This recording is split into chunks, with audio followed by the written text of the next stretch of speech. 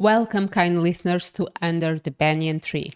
The live show where ancient epics meet modern minds. I am Leo, a yogini from the West. And I am Mayank, a rationalist from the East. And normally we journey together through the Mahabharata. However, today we have something different for you.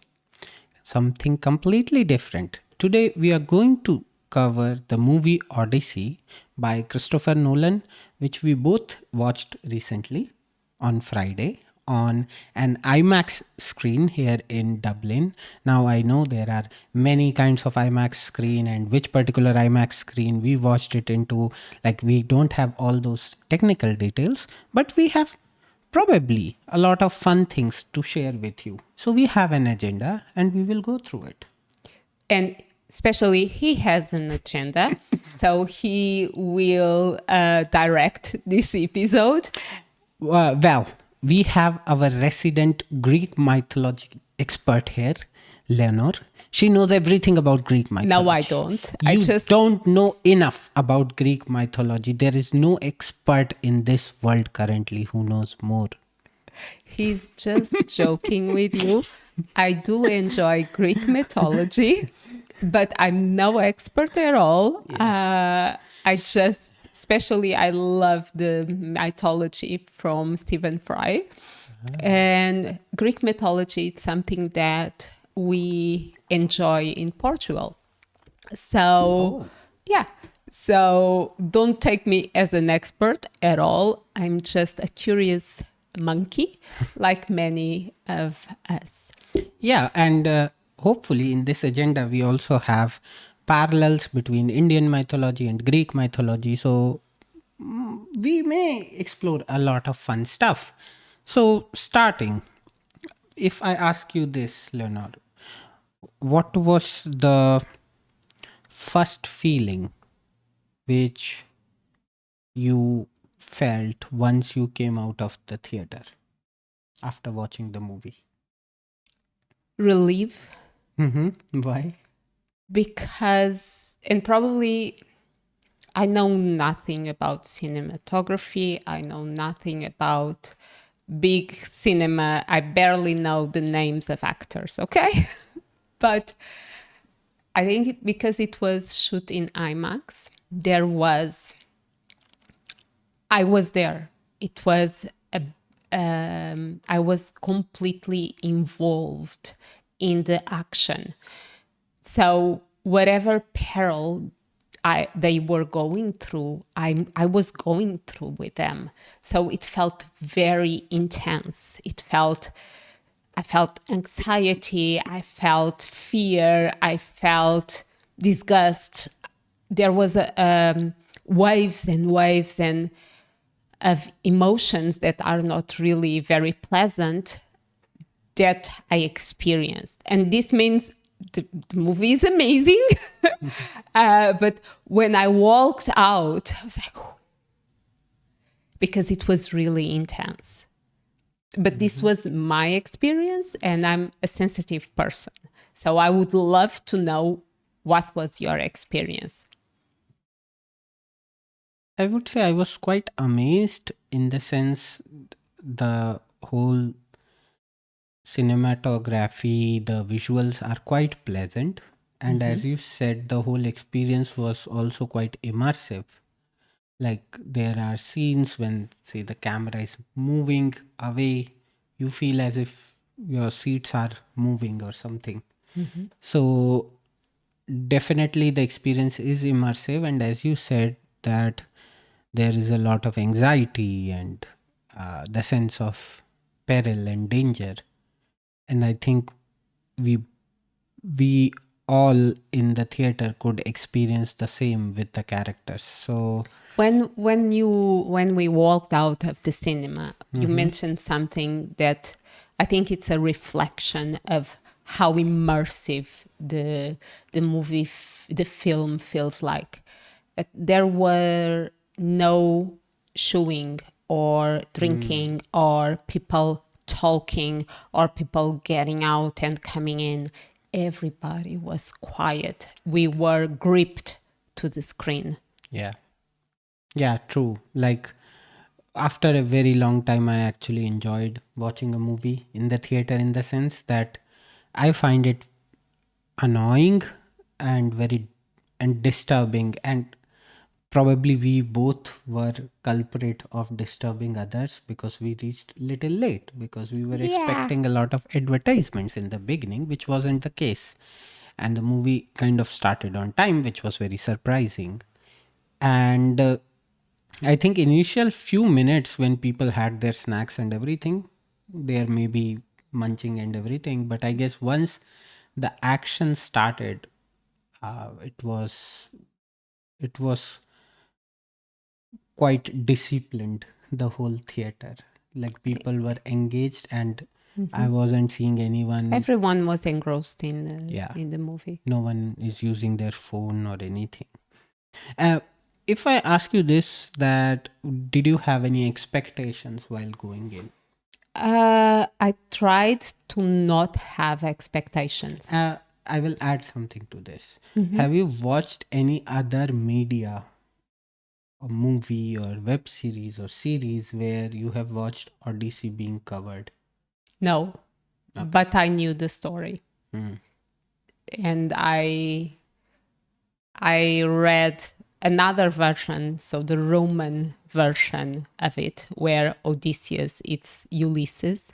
So I had an idea and I knew the story. So I tried to do the opposite. I tried to not have any expectations. There was some expectations because it's a Nolan's movie, so I'm expecting something grandiose. I'm expecting a soundtrack that will involve me. So it's very hard to, I think it's very hard to not have any expectation when we see the name Christopher Nolan in a movie. In terms of the story, I was very, very happy to see that once again Nolan have a non-linear text, big or text story, because it would be very hard to tell the story from end to end in a linear way, and it's actually similar in a different way. There was changes, but it's similar to what you have in Homero's poem. So that was nice to see. Did you have any expectations? In all honesty, I was just thinking that story wise, I didn't know a lot. So we watched one video to get some idea about the story. At least I didn't know a lot. So therefore, we watched a video to get some highlight what exactly this story is. And what I felt was that uh, that really helped, because then I at least had an idea what to expect, what challenge Odysseus will And to expect. which time it was referring to? I think to understand how, at least when this story Yeah, happens, it is important. yeah, yeah. That it's the This time of not Zeus and not the epic. time of Jesus. Epic, not story, Yeah, epic. that matters. And now, when you said that it's Nolan, then now I feel that it's so difficult also for him, because people Yeah. go with so high expectations True. that anything less may be criticized brutally. Like, what if, I'm just imagining, this was not a Nolan movie and someone else's movie? Probably it would be even more amazing. Yeah, f- because I think with Nolan we are like, okay, like, can you better Interstellar? Can you better Inception? So I think that's big. Those are big boots to fill. So, and when I asked you this question about any previous media, then the only thing which came to my mind was Troy, Yeah, but it's not about, Odyssey, it's not the Odyssey. The Odyssey, it's a story after Troy. Yeah, but We did watch the Troy movies, Yeah. but that's the before.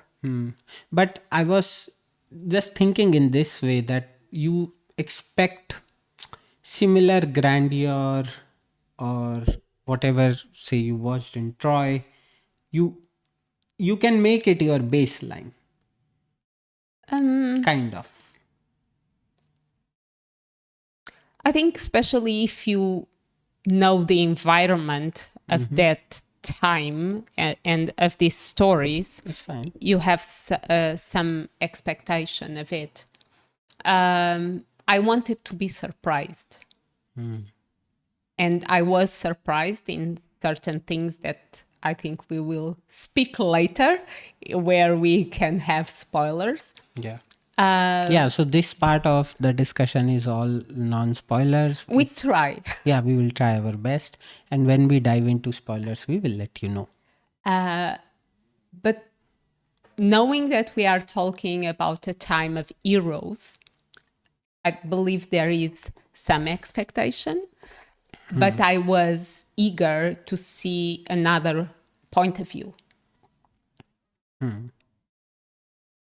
And if I ask you, did it feel like a Nolan movie? It did, absolutely. Okay. How did it feel for you? Yeah, I think so. I was quite impressed with the visuals which I saw.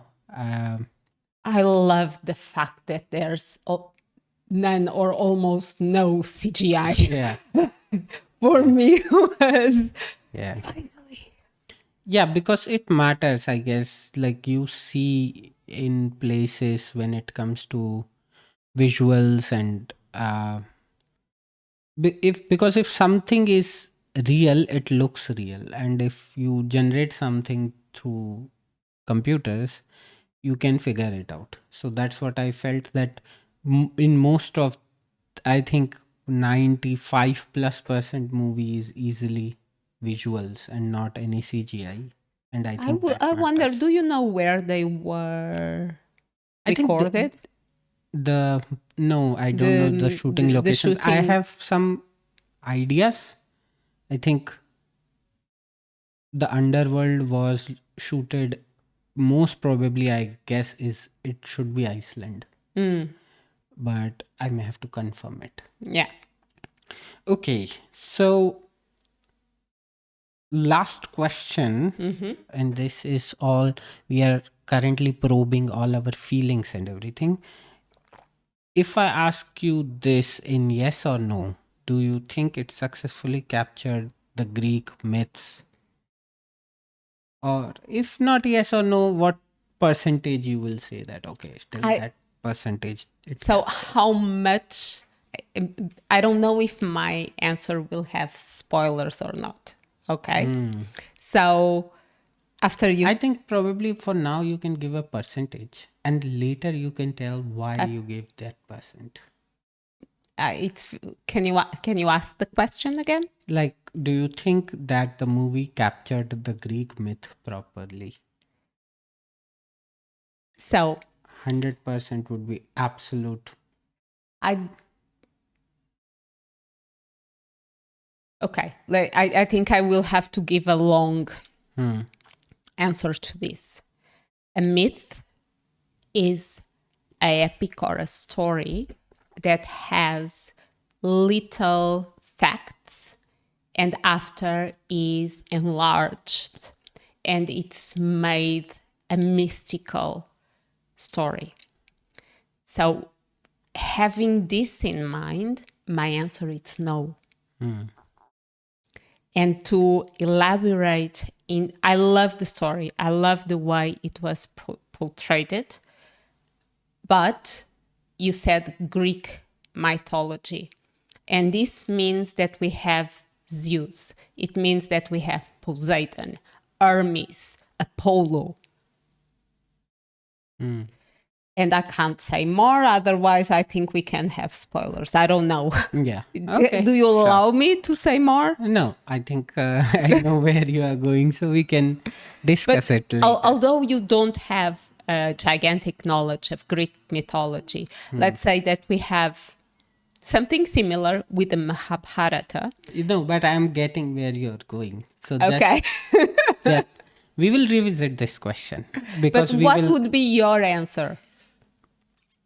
I think the movie captured the human aspects Yeah, of the story, exactly. which is fine. Like, Yeah, I would be happy to see Mahabharata or Ramayana covered in a much more human aspect. yeah. Like, I would be really impressed if I can watch a version of Ramayana which has no mystical activity And now going on. you are giving the spoilers. No, no. No, no? Okay. I'm saying that the human aspects are all good. Yeah, I Okay. agree in that area. I Yeah. agree, but I don't know if I can call it Greek mythology.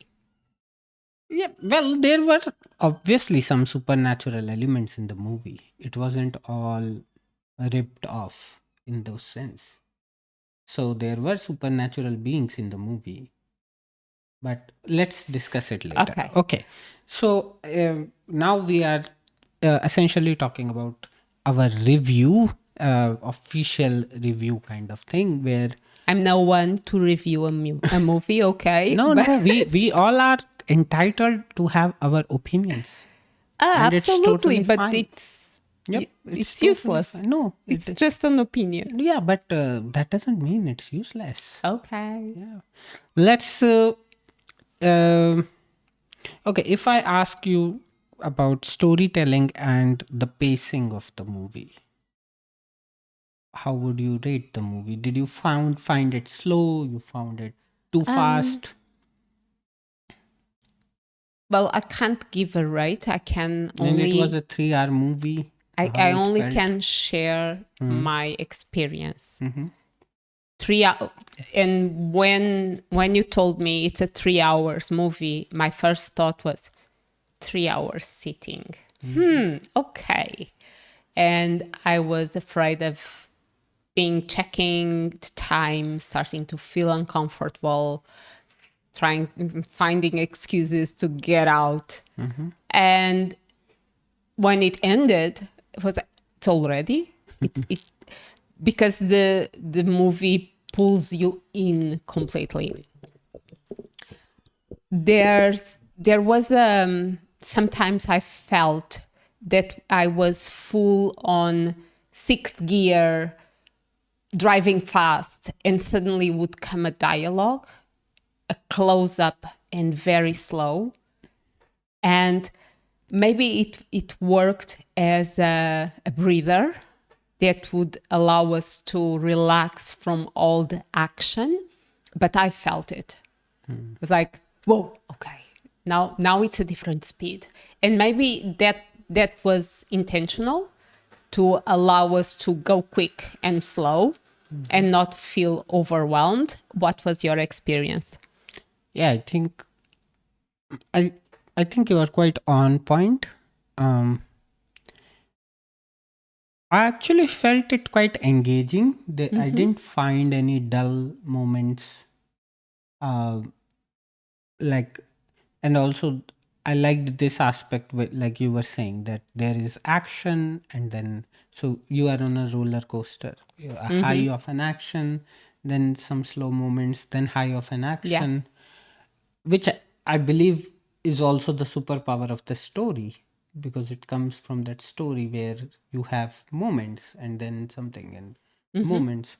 So I think that for sure I liked it. Some people may feel that why to break the rhythm, just show us bam bam bam and keep on hitting the I peaks. don't know. I think that would be exhausting.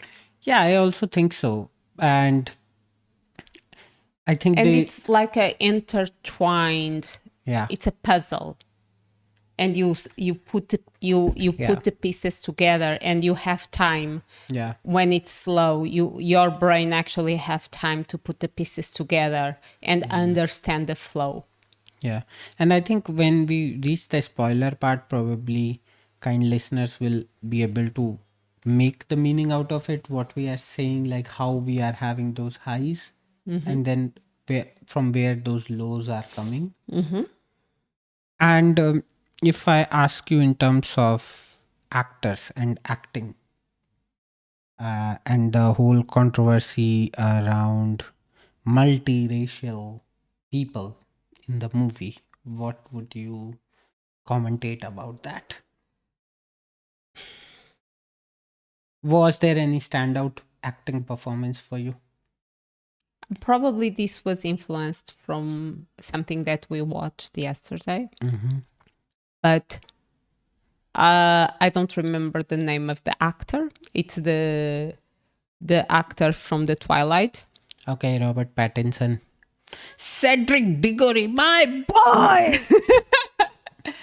I think Keep it away. You No. are already peaking, so. I think it was phenomenal. First, I don't know about you, but I find him a gorgeous man. And In this movie. let me finish. Okay. Okay. He looked ugly. Oh, what are you saying? In this movie, Wow. he actually looked ugly. Nice. Like he personified the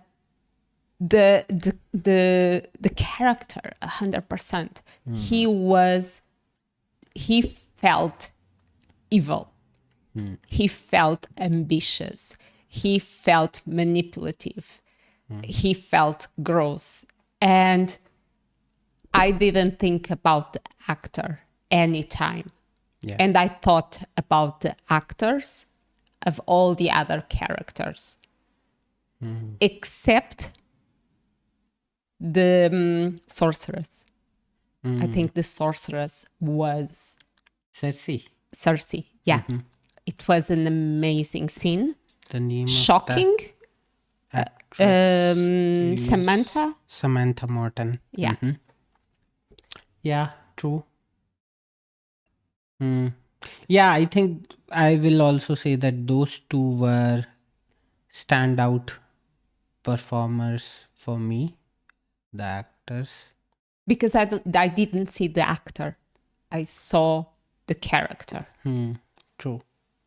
Yeah, like for other actors, you may here and there start feeling, oh, okay, it's Anne Hathaway or it's Matt Damon. But Robert Pattinson, as you said, like he looked cruel. Yeah. And he is a very handsome man, no doubt about it. But somehow, I don't know if it's the makeup or is The it light the lighting or probably his jaws clenching. Like I don't know what he did to himself. He made himself look terrible. Yeah, I think it was phenomenal. Yeah. And I don't have any idea who's the actor of the blind. Yeah, the blind man. Yeah, I think it was very well done. John.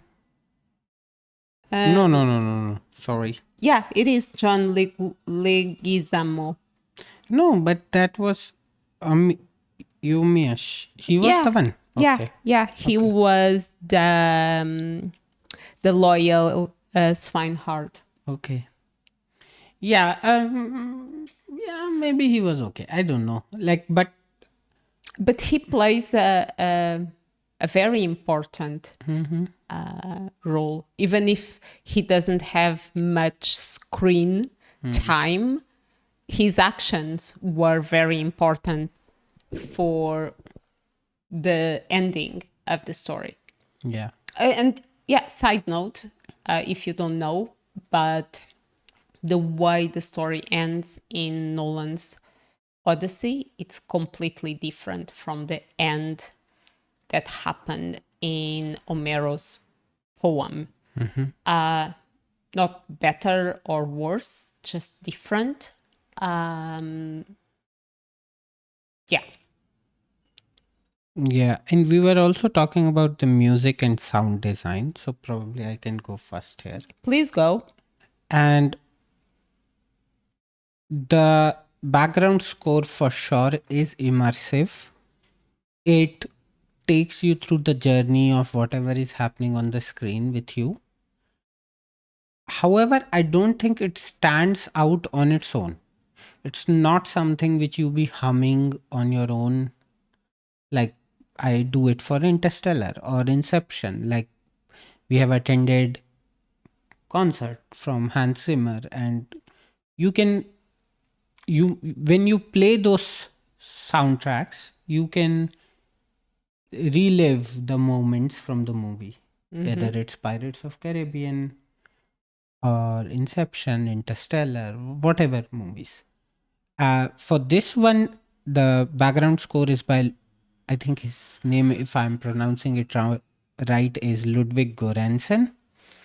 He's already an Academy Award winner, if I'm not wrong, Oscar winner for Oppenheimer. And Oppenheimer had couple of soundtracks which were amazing. Like I listen to them sometimes while working on my headphones. But maybe later I may realize that this movie also has something like Oppenheimer genuinely had something that I came back after the movie and I searched for that thing. Like what was the piece which was there in the movie at this scene. I don't think any such soundtrack stands out for me, but with visuals, it complements. It makes sense to see I remember and listen them. Yeah. of watching a scene. I don't remember which scene was, but it was some battle scene or a battle about to happen. And I remember thinking, I was feeling very anxious. And I thought, without this music, without this sound, I wouldn't be feeling a thing. I wouldn't feel a thing. So regardless if it's a memorable soundtrack or not, I think it was extremely well executed. Cool. And it's what makes us feel what we feel. Yeah. Because especially this movie had so many such scenes where you are building anxiousness or fear. And with the tempo, you can keep on building on that. And yeah, but let's see. Maybe later I may realize that it has some good soundtracks, and I may be hearing them on my own. Yeah.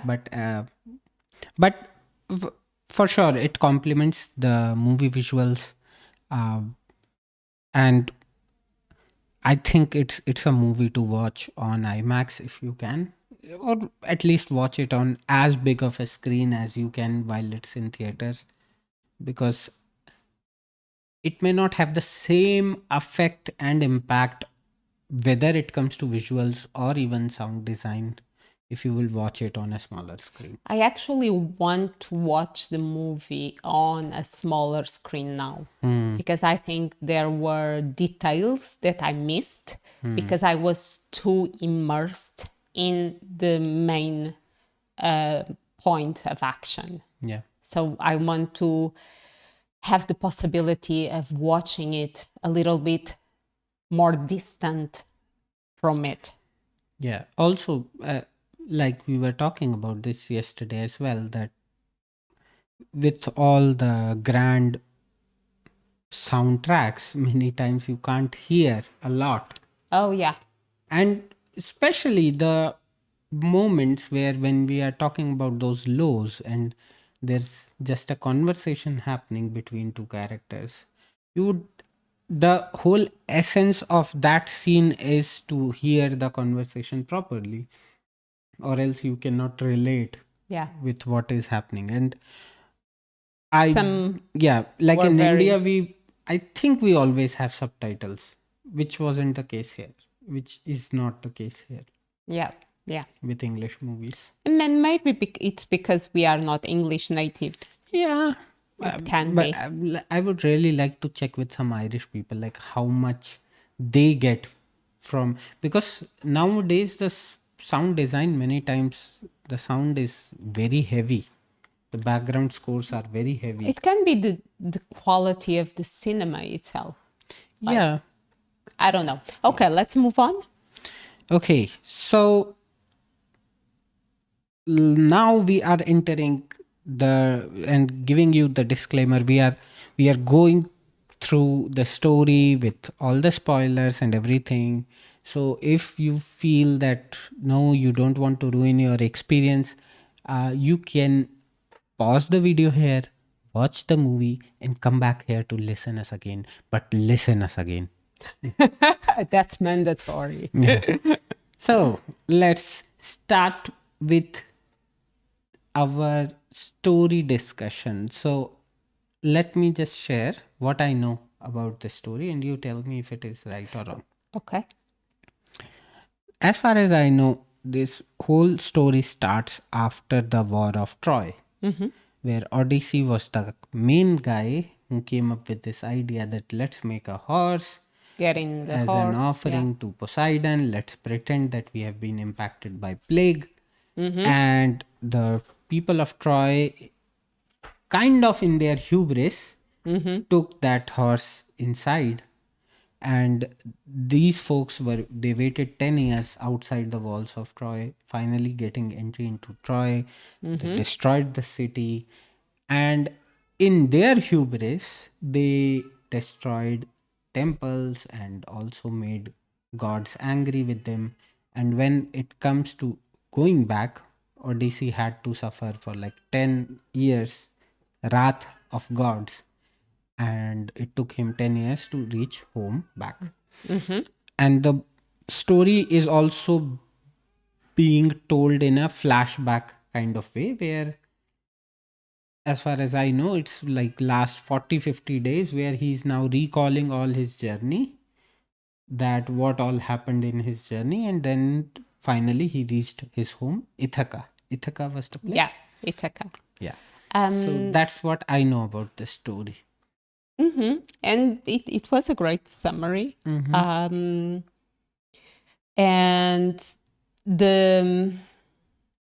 I think one of the most important things is that concept that there was a break, that Odysseus broke Xenia law, that is the law of Zeus. And when he was very ashamed, and he knew what he had done. So, question: when you are saying he broke Zeus' law, which exact law he broke? The law of doing he defiled an offering. He used the offering As a bait, as a bait. which is wrong. Yeah. Deception. Yep. So that and in Homero's story, I don't think that it's seen as PTSD, or because that didn't exist in that time, or an internal conflict. So it is very interesting to see this story being retold with the mindset of modern society. And I think it tells us a lot of our society when we see this epic being retold. But the gods were angry, and in the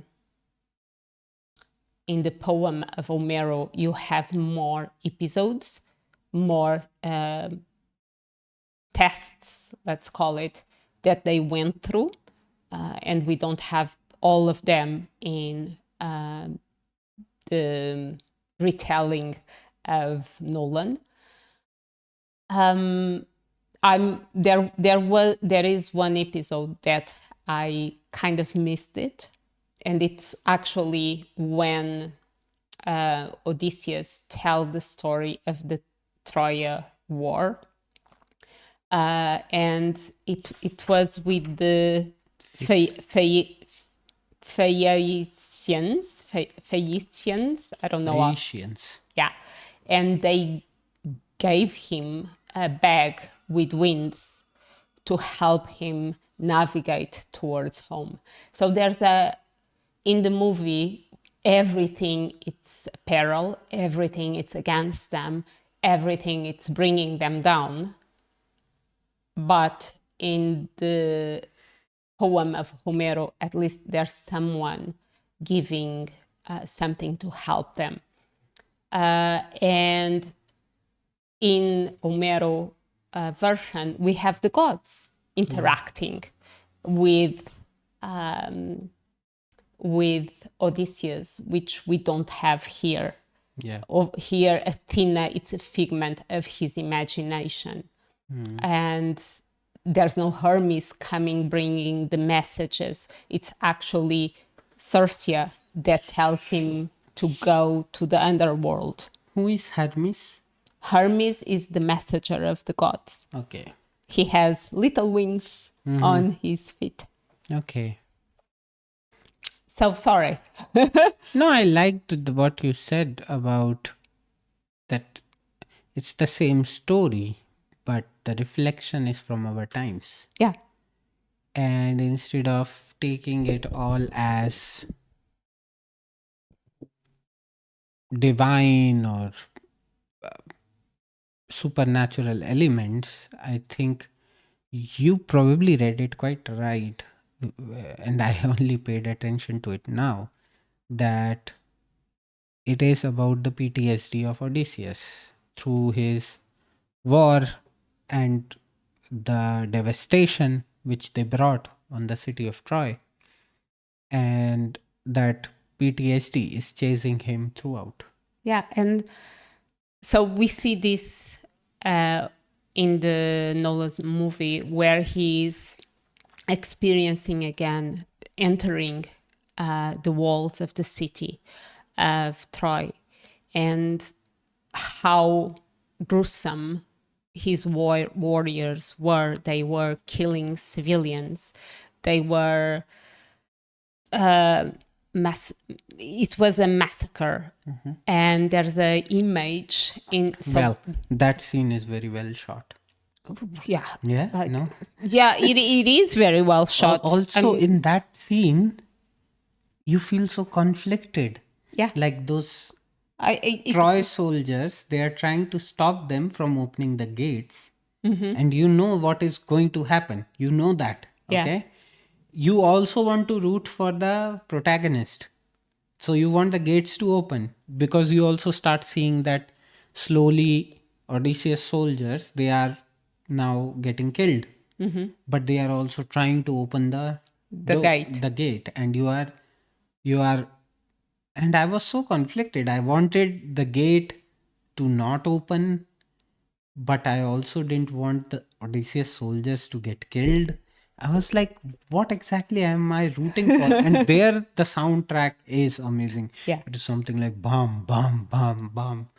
Like Yeah. like that scene overall is really good, I feel.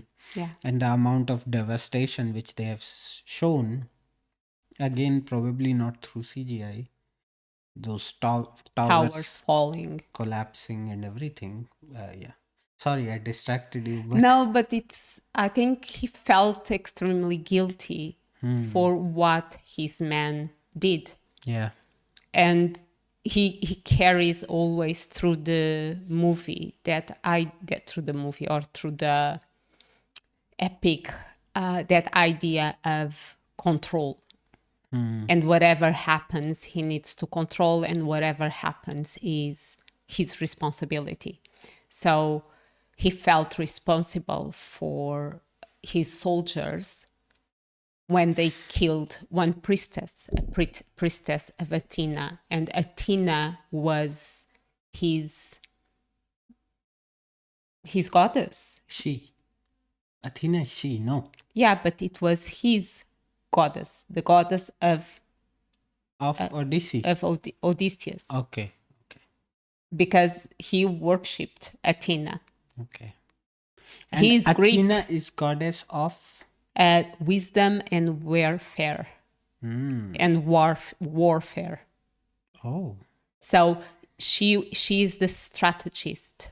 You have two gods of war, Athena and what it's now known as Venus. Mars. Mars.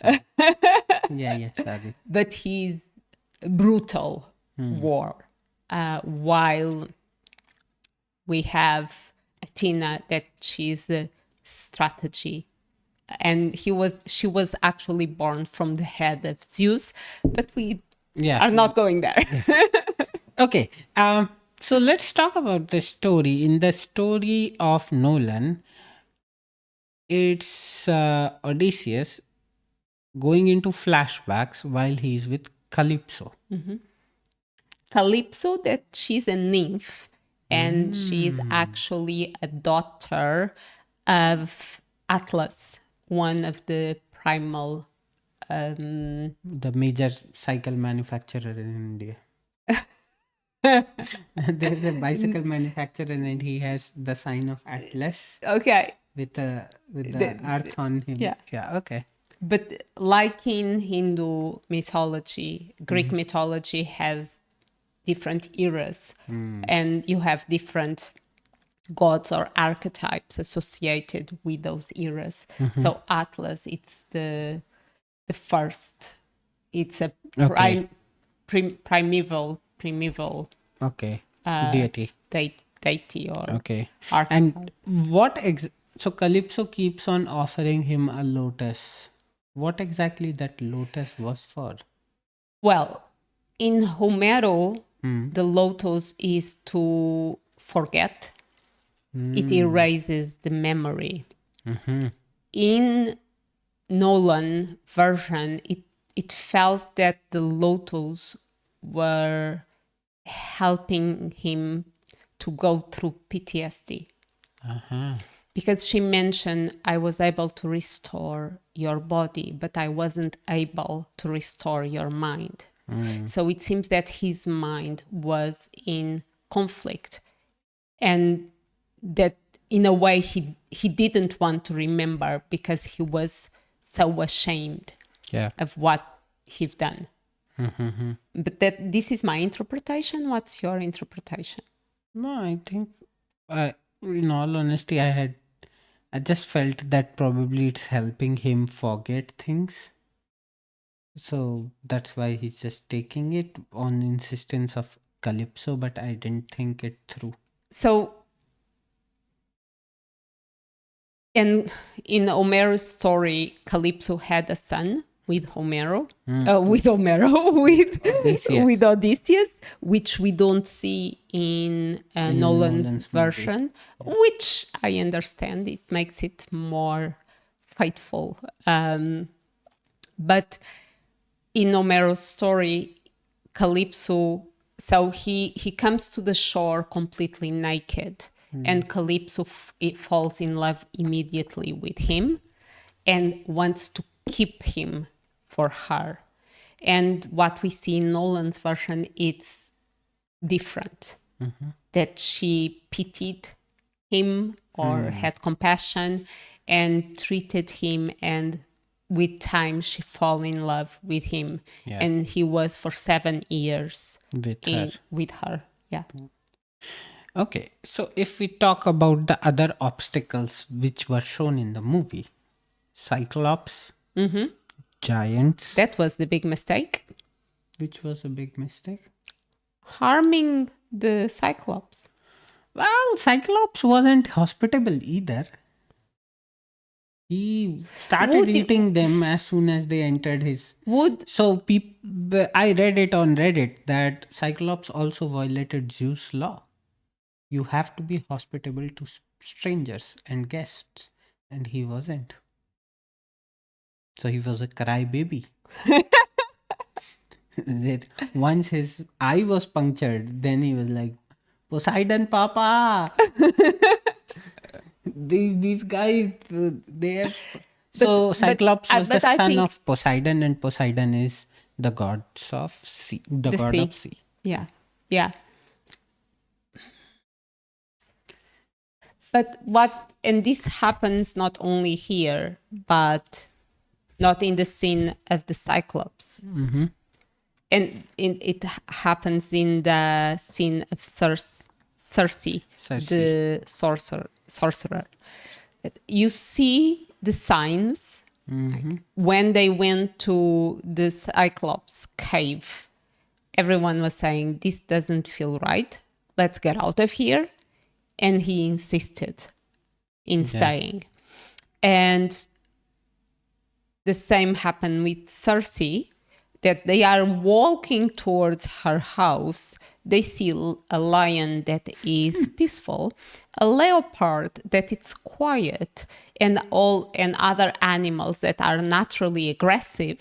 Yeah. And they continue. They actually go out to leave their armors, and they see a lot of other armors, old, rusting over there, and they don't question. And I do understand that when we are starving, our rationality disappears. But I think it talks a little bit about our incapacity of noticing important cues. And we're like, no. And even our gut feeling or our intuition is, no, let's keep going. True. And yeah, especially in that Circe one, it was Circe little bit scene, too much. And yeah, but it was fantastically done. it was a very well made scene. So the scene which we are talking about is Circe turned the men into pigs by feeding them food. And instead of having, kind of an instantaneous transformation or something, She actually shapes their heads yeah, and their body into animals. yeah, Is disturbing, yeah, it is disturbing. but it's extremely well done. Yeah, I also felt it takes a lot of creativity to come up with something like that. Yeah. You can always go for the transformation mode and you can be done.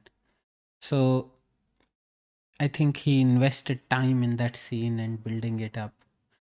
And yeah, I think for me, if I will have to think among all the obstacles which they went through, I think psychologically, to me, was the heaviest was one with Circe and one with the Underworld. But I don't think the underworld was an obstacle. It was. It was like confronting your own guilt. But that's not an obstacle. Well, they started attacking by the end. I know, but for me, it's like facing your demons. Yeah, but they still had to run away. Yes, I understand. Mm-hmm. But they had to run away because previously In young Sheldon. Odysseus didn't bury their bodies. I think they are expecting a lot. They are not being reasonable. But just to say that one thing is coming across Circe and, that was an obstacle because it was not a consequence of their own acts in the past. It just happened that they went to that island and met her, or with the Cyclops, or even with the giants. But in the underworld, first they were told that they had to go to the underworld to understand what they have to do to go back home. And the information that was received was extremely important, that they could, or at least he could go back home. And whatever came upon him, it was his own doing. And we have an important piece from, I don't know the name of the Signe, Sinan, another piece of the puzzle that it's given over there. Yeah. So it was threatening, but I think that was the only one that was like, yeah. Also, I was happy to hear the end of Agamemnon, how he died, because the Agamemnon from Troy was very cruel. So we didn't get to know a lot about the Agamemnon in this. The only thing that he sacrificed his own daughter, which shows he was quite a cruel kind of a person. But For me, it was just good. Like his end was quite satisfying. And okay, so I will just go through other challenges in one go. And if you feel there is anything interesting, then we talk about them, or else we move to the next section. Okay. So we had giants, we had sirens, the beautiful ladies. The sirens were it was amazing because I think it was with the sirens that he realized that he wasn't ready to go back home. Yeah. That going back home meant to assume what he have done. Mm. And in a way he felt he didn't deserve. Yeah. Very true. It's like convincing yourself that you deserve this punishment. Yep. Also, maybe he was worried that what he would, like, how would he meet his wife, whom he loved so much, and probably she looked up to him. Yeah. So, yeah, and then there was Whirlpool and Monster, the cattles of Apollo. Yeah, the whirlpool and the monster was like, yeah. Yeah, I think it was the scene. It was made interesting because of the choices. it was like instead of he making the choice, this time the crew made the choice. Yeah, but it was instigated by him. Kind of, maybe, Yeah, maybe. but yeah, that was a scene that was like, oh yeah, fine. 6 died. Yeah. The trolley problem. So that scene was the trolley problem, that will you kill everyone on the ship or 6 people? Yeah. And they chose 6 people. And okay, so last question in this section is, how would you compare movie Troy with this movie Odyssey?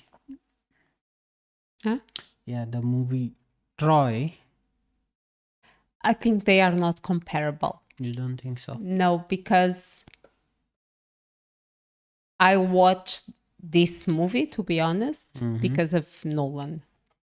I knew that is quite violent and a lot of war and all of that. While Troy, I don't know, I do remember that had some Troy fight. also had violence. Yes, it did. But I think it's the light. Like Troy was very bright. And this, except the scenes with Calypso, Yeah. everything is dark. Everything, it almost have that medieval darkness. And that it's heavy. Yeah, and I also feel that even though Troy, so I think you can feel some differences. For example, in Troy, there was a lot of emphasis on the choreography of those sword fights or one-to-one I don't know, it fights. was lighter. I just feel that they were lighter. Yeah, it was like, because Agamemnon and they were more, they were cruel, and they were joking about the whole situation. So probably we also felt the same way with them. While this one is more heavy on your psyche. Yeah. Yeah. So yeah, I get that difference. And I think Troy was more about grandeur and uh And I think storytelling through Achilles. Yeah. Achilles was kind of a funny character. He wasn't funny, but he was casual. Like, Yeah. he didn't care. Yeah, He was exactly. like, there is nothing in stake for me. While Odysseus was completely, Everything was on stake. yeah, he's like, I am responsible for everything, whatever happens here. Yeah. So, okay. With that, we move to this section of parallel between Indian and Greek myths. So which parallels did you find? You were talking about a nice parallel, so I would like to hear No, that from you, where you said parallel of age. yes, because both of them picture the end of heroes. So one side you have the heroes that The are heroes. the heroes, Yeah. and the other side you have the end of the kshatriya. Mm-hmm. And in both, the next generation will be ruled by humans. Mm-hmm. And it's that similarity in what the name of the age. Bronze Age. Yeah, the Greek, it's the Bronze Age, but in the Mahabharata, It's the Dwapar Yuga. so it's the end of the Bronze Age and the end of the Dvapar Yuga. So I find that similarity, and when we started our podcast, we made some similarities between the deities or the archetypes or the gods between the Hindu tradition and the Greek tradition. And we have similarities. We have Indra with Zeus, and we have Varuna with Poseidon. So And Yama with Hades. yes. So I do find similarities in the epics, and in terms of increasing the complexity of the characters, and in terms of less and less power and less connection with the divine, Yeah. and higher violence. And something that I wanted to talk with you is, so we have Telemachus, and in Nolan's version, we can see that Telemachus is not as physically strong as his father, Odysseus. Yeah. Odysseus. And I don't know the son of is The son of whom? so in the Mahabharata, Yeah. So in Mahabharata, what happens is everyone, everyone gets killed yeah, except, except the grandson of Arjun, yes, who is Parikshit. And Parikshit was a powerful enough king, but probably I would say not at the levels of Pandavas, though he is a very well respected king. Because he resisted Kali Yuga for quite some time. He didn't allow Kali Yuga to enter. And eventually Kali Yuga entered. Because I think the story goes something like, and I'll be quick here, that Kali Yuga was about to come, but Parikshit stopped him. And Kali Yuga said that this will be very unfair to me. So please let me come and reside somewhere. So Parikshit said, okay, you can reside in gold. And many years later, Parikshit couldn't resist the temptation of wearing a crown made of gold. And as soon as he wore it, Kali Yuga entered his mind, and that was how Kali Yuga was brought in. And now that you mentioned that, so time in a way enters all Mahabharata. Yeah. And in Nolan movies, time is a character almost, and the way he plays with time. Yeah. They are two epics that, from my perspective, tell a story of the time, a story of violence, a story of a law or a framework that it's breaking. In the Greek mythology, we have Xenia that it's breaking down, and in Mahabharata we have the decay of Dharma. So I find they are different cultural environments, and the story is told in a different way. But I feel and maybe this is a grandiose statement, but I feel that the background, the main concept, that is a change, that is old values being broken to allow something different to happen, it's the same. Yeah. And at the end, the Pandava, they walk away from mortality, and Odysseus is exiled They walk away from the world. Okay, from the mortal world, you are saying. Yeah, from the mortal world. Okay.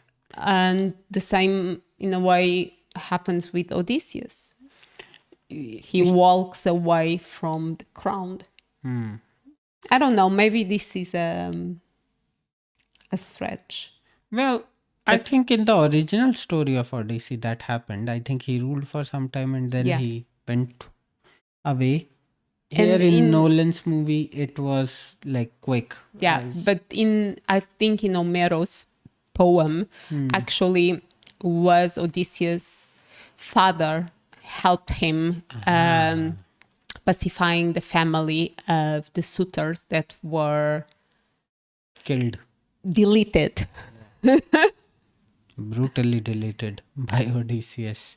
But we don't see that. Also that test of Oh, yeah, the Stringing bow. The stringing the bow. So- It's exactly the same. quite similar. Yeah, actually, it's astonishing the amount of parallels which we have between these two Epics. epics and mythologies. Like we were talking about how gods, they are initially much more powerful but also much more black and white. And as we go further, they become little less powerful Powerful. in that brute strength, but say more grayish, Yeah, more complex. like say Krishna has much more grayness when you compare it with Rama, and I think it's quite similar with the Greek counterparts as well. I was just checking. Mm-hmm. I don't know if this is not relevant. I don't know if Atlas was a primal from chaos or a titan. But yeah. Okay. But what does that mean, chaos or titan? So it's in the Greek timeline, initially you have chaos. And from chaos comes the titans. From the titans comes the Olympians, that it's the ones that we know more. Zeus, Okay. Hera, and after the humans. Okay. And yeah.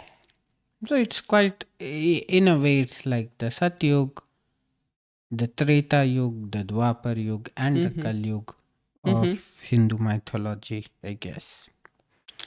Okay. So I think we are heading to the end. Well, it's time. Yeah, it is. If I'll have to ask you is, and we are just going back to the movie again. If I'll have to ask you, do you think was there any significant weakness in the movie for you? That something either you wanted to watch or you didn't want to watch, or something which didn't work for you? I think the only, and I don't know if this is because I'm not English native, like I would love to watch again the movie at home with subtitles, that I could understand certain dialogues, because I couldn't discern it from the background score. I would love to see a version of this where, let me say this in a different way. I love the fact that we didn't see any god. Okay? We didn't see, it didn't exist. It was the human experience at that moment in time. And Athena was a figment of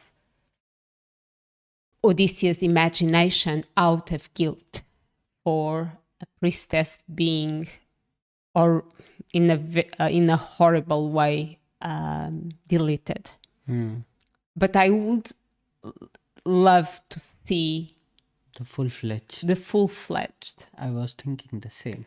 And I love this modern interpretation and being internal conflict and going through the process of healing of PTSD and all of that.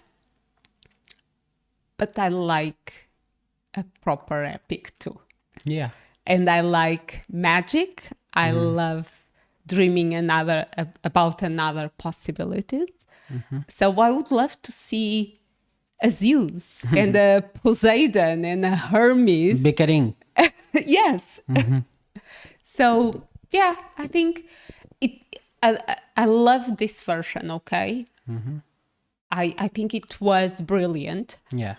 I just love to see how they would create that interaction. Yeah. Yeah, I was about to say the same, that I would like to watch a full-fledged version, because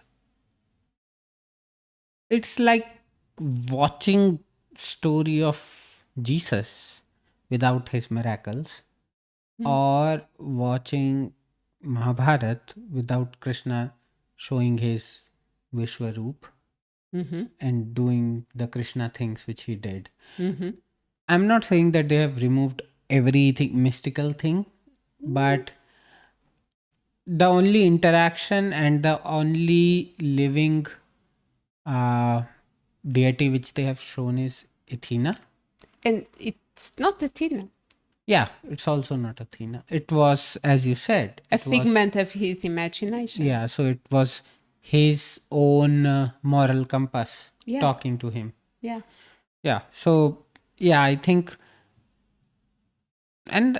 Nolan has the capacity and capability to produce it if he really wants Yes, to. I think it was a choice. Yeah, he went for that option where he wants to stay with human emotions. And realistic, and I Yeah. understand that, and I actually remember of thinking, oh my god, this is amazing. Like he showed the human experience, but I Yeah. would love to see the other side too. Yeah. And will you watch it again on IMAX or theater or laptop? Laptop Laptop it is. at home that I can stop and discuss with you something. I True. just want to do a side note over here, okay? And I'm sorry. At the beginning of this episode, Mayank said every opinion, if it's valid. I do not agree. I think the opinion it's valid with the level of knowledge that you have about something. So I don't ask advice about astrophysics to my mom, because I know that her advice would be incoherent because she has no knowledge about it. So this is an amazing Nolan's movie. I have zero knowledge about cinematography. I, as I said, I don't know actors. I know very little. So this is, I feel like my mom giving advice about us. But what advice you are giving? I'm not giving advice, but you know, if you want a No, but opinion, okay, let's now, because you have brought it up, so I would like to know why you are so apologetic about it. I'm not being apologetic. I'm just saying that whatever I said, it's just the humble point of view of someone that experienced a movie. That's And it. I think that is an important point of view. Okay. I think it's good to be put it out there. I'm not saying every opinion should be taken seriously, But what I meant is that everyone has the right to express their opinion, Absolutely. and we are exercising that option. Okay. Okay. Freedom of speech. So I have this is the last part, and then we will say goodbye.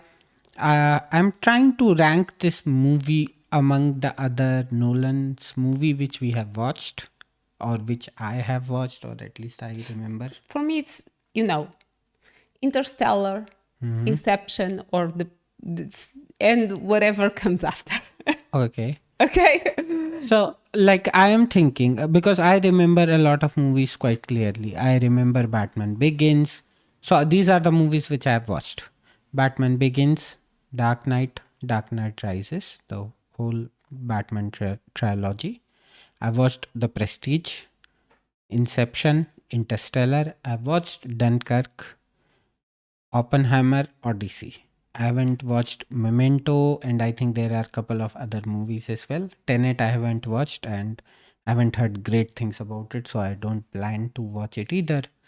But if I will have to put this movie, Odyssey, in this list, so I'm thinking, as you said, for me, Inception, Interstellar, very difficult to say. Sometimes I am in that putting in Interstellar up the mode, or sometimes Inception up the mode. So for sure, the top two contenders are gone: Interstellar and Inception. Third, I guess because of that soft corner towards the Joker character, I may go with The Dark Knight. Okay. I think Prestige is highly underrated. Okay. So that's why I will go at number 4 with The Prestige. Mm-hmm. Now, I think